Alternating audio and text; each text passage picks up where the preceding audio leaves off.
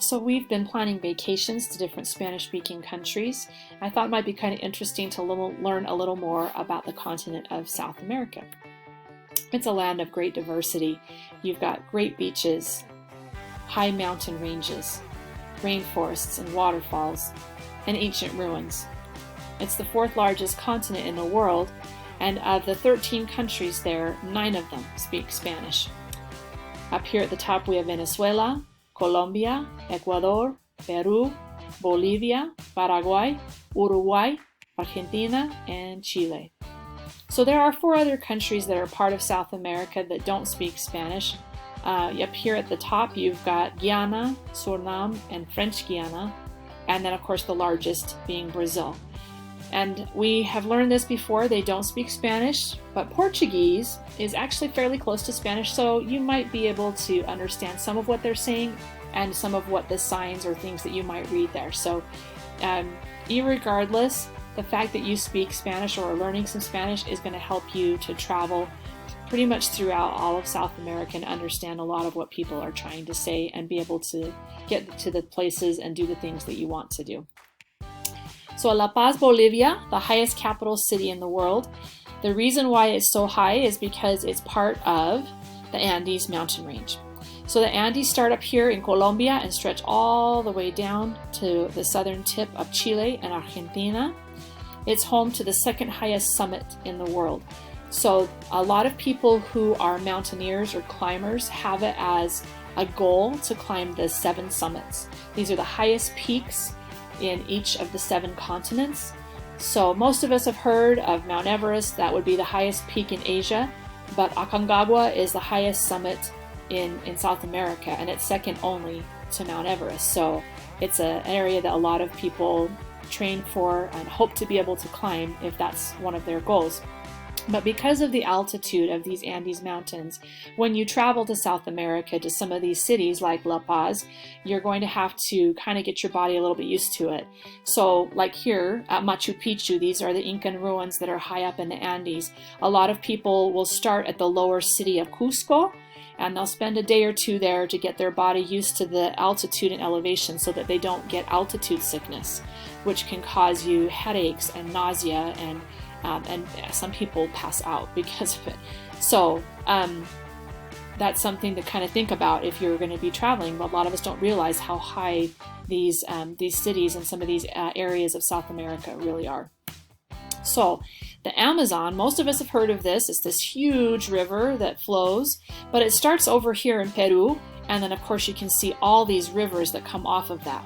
So that's why it creates this area where you've got all these incredible rainforests, of course the Amazon rainforest, but you get a lot of lush areas in other countries and not just Brazil because of that.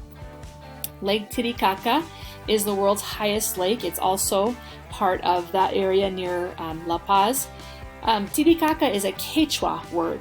So there are a lot of Native American groups living in South America. Quechua is one of the most common languages that's spoken, but it's not the only one.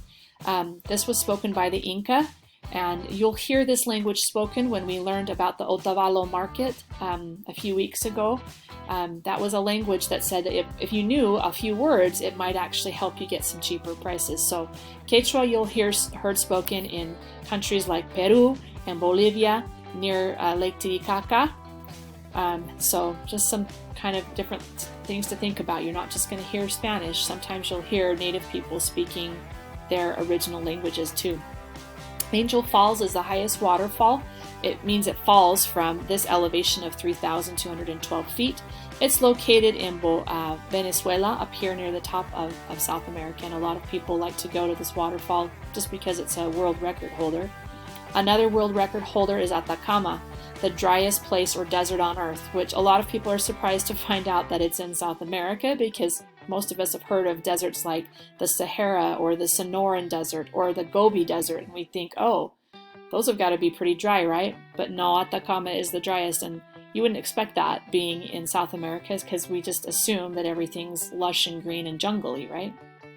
So Tierra del Fuego, or the land of fire, is located down at the southern tip of South America. Half of it belongs to Chile, the other half belongs to Argentina.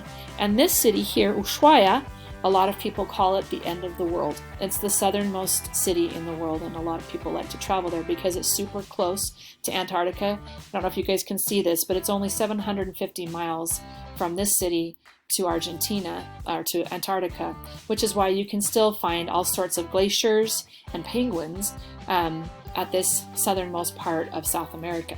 That's kind of also a lot of people are surprised by that because they don't expect places to be so cold or to have penguins, right?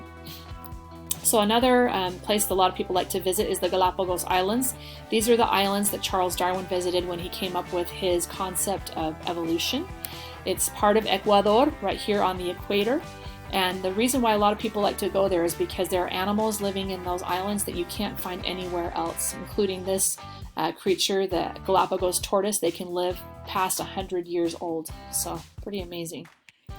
Another set of islands is the Falkland Islands, or Las Malvinas. These are near the coast of Argentina, and you might be wondering, well, why does it have two different names?